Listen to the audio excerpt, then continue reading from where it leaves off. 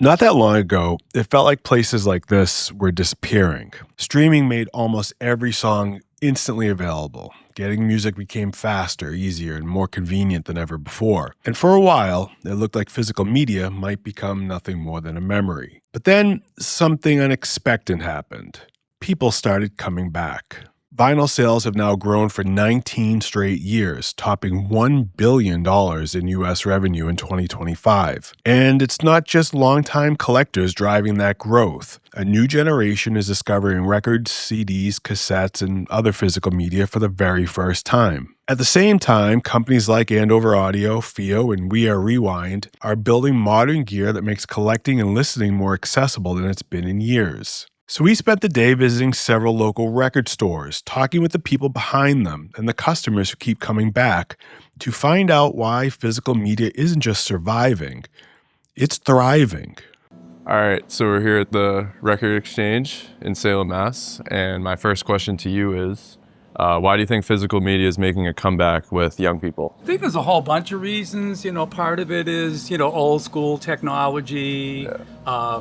Having a material artifact, which is old. If you're in junior high or high school, kids come in and they look at the stuff and it's like, it's not old to me. It might not be old to you, but if you're 18 or 20 years old, it's like that record's 50 years old and 60 years old. I think another factor is probably in an age where you don't own anything really. You just you see it, you listen to it, you can actually hold it and own it. The other thing I think is that some younger people like the idea of like being mindful about something. When you play a record, putting it on, you listen to side one, you have to flip it over. So there's a physicality, tangibility. I still think a lot of kids are like, it's like, how do you get sound out of a piece of plastic with a little metal needle? Exactly. I mean, simple technology, but so simple. Try to make simple things look difficult sometimes. That's what I'm good at. Yeah, the other funny thing about music and young people and physical media is that a lot of young people have gone back to CD. Kids that didn't even grow up with them. Again, because there's just something about like a CD and having the box and the booklet and all that kind of stuff. So, but I like seeing like kids buy, like high school kids buying The Cure and Smiths on CD, And they plan on getting a record player, some of them, and just some of them just want the vinyl because it's kind of cool to have the vinyl. Yeah, I started just hanging them up and everything. So you're playing I'm starting to play them now. Andover Audio sent us a record player, and I started using that recently. But for a while, I was just like kind of just collecting them, and I would use CDs and listen to CDs. But when it came to the records, I would just kind of have them. One of the coolest things that we noticed was the record store owners who know their customers, know what they like, know what they're interested in. And as soon as they come in, they can't wait to show them something they just found. We're here with Jeff. He's a longtime record collector. Why do you think that records are making a little bit of a comeback with people my age, a little younger generation?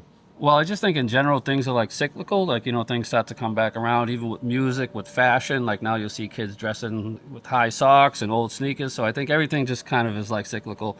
And like we were saying off camera, like record collecting is just a fun hobby. It's like baseball cards or Pokemon, except better. Yeah, exactly.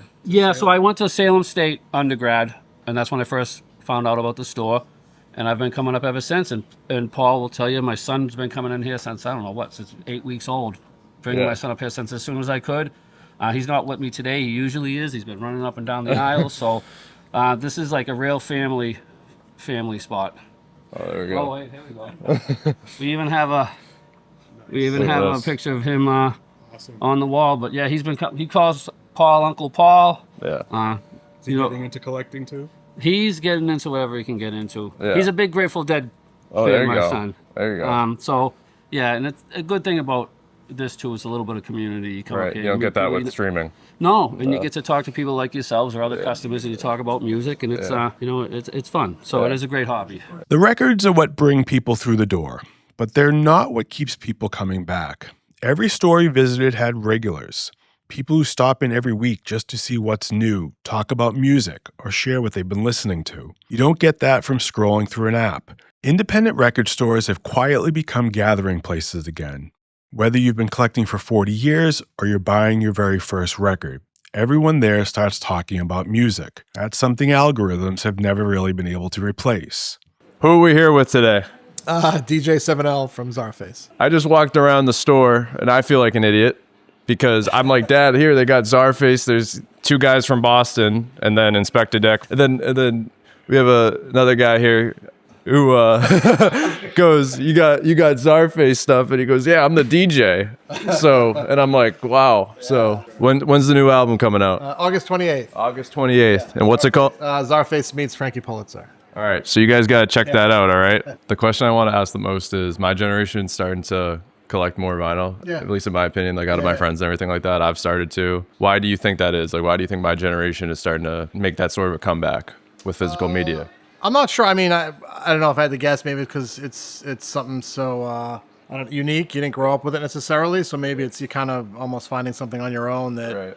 Yeah. and it's tangible. You can pick, it's just a different process that I think how everybody, and not everybody, a lot of people listen to music now, streaming. So I think it is just something different, which, people like to do their own thing. So Do you think it has something to do with like us kids don't really like own anything and like want? Yeah, well, it could be that. Like I said, me growing up, my parents had records because that was, part of their generation. Where I think, over time it became less and less, especially with CDs in the '80s. And yeah, it's just something new that I feel like maybe they're finding something. Younger people, I feel like they're finding something that is, again, unique to them or new to them. But yeah, oh, for sure, yeah. So many people who come in who are like, oh, I got rid of my stuff in college, in the early 2000s, I'm buying a lot of it back. I do see that a lot, for sure. And then there's people, I think, who they just never stop, too. So there's a lot of different, because people ask all the time, like, what's your customer base like? And it's really all over the place. Definitely younger people, for sure. But there's definitely people, I'm 50, people my age who come in who are, again, rebuying stuff, or they never stop, so it's a mix of all that. And the genres now, it's really all over the place, you know what I mean? People, growing up, it's, especially my age or whatever, people are like, oh, I'm into rock, I'm into reggae, and they kind of stuck in that lane where I think younger kids, particularly, I think, listen to everything, so it's across the board. They're buying old stuff, new stuff you wouldn't even, it's really all over the place, so. One thing we heard again and again was just how difficult those early streaming years were.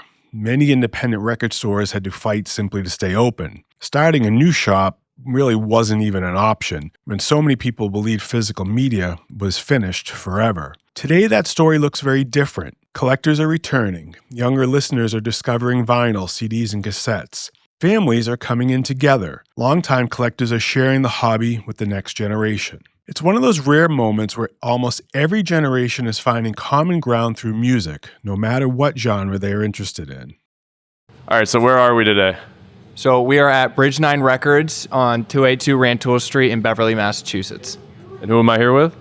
Colby Bradford. Why do you think that physical media within music is becoming so popular with the younger generation? There's I think a real desire for ownership. In the age of streaming, we see a lot of companies. Ownership kind of comes and goes at the whim of, I think, bigger corporations. And what we can see in vinyl is once you buy a record, that's yours. Nobody's taking that away from you. And I think that there's something really, really special about that. Right.